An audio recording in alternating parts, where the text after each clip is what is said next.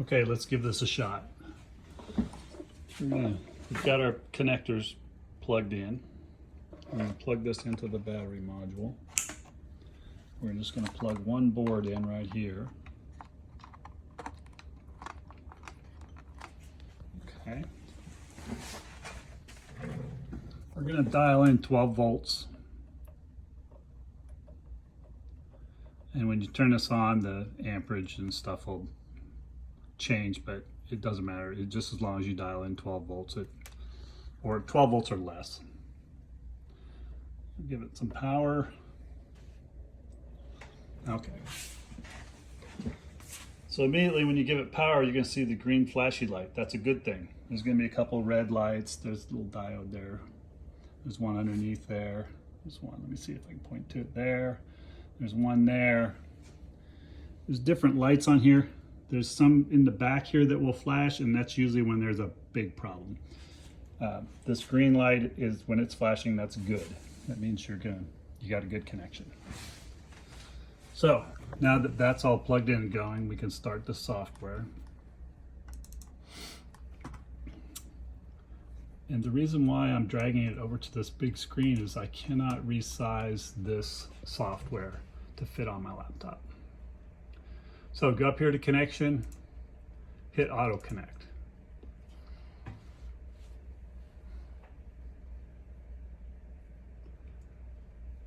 It sees the module, tells you which module it is.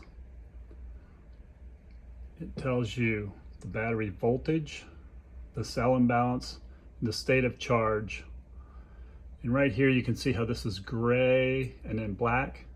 This is actually showing you that it's 89% state of charge. Later on when we hook these other ones up, you'll see the difference in these because they're different state of charge on the boards actually, not on the battery. I found out that that doesn't matter. This SoC here, you can have whatever number it is. Once you put all three of these boards in, put them in the battery, plug it into the charger, let it sit for 10 minutes, take that all apart again. When you come back, these will say whatever the actual battery charge is. And this board was in there when I tried that along with three other ones, and it went to 89% from, I believe, 35% after updating the software.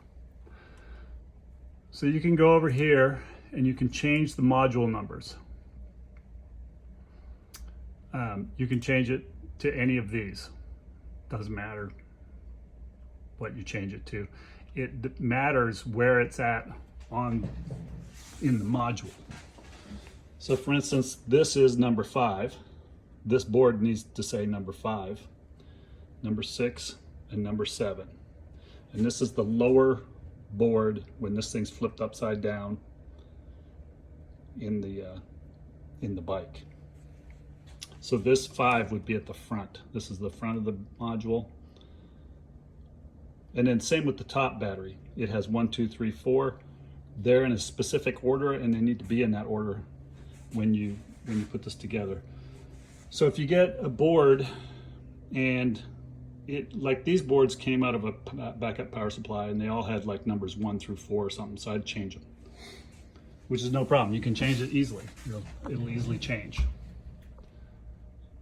You can make it whatever you want. The problem we ran into is updating the firmware. These boards that we're running on the 2016 Victory need to be this firmware, this 15.01.06. The Brahma boards are different number, and these boards that I have off the backup power supply units, they're also a different number. So we just need to update this. You're actually looking for this software right here to get that to update. It's that M06. So that's for that. So we can go over here to the module status. Oh, we got to cancel this out, sorry. Module status.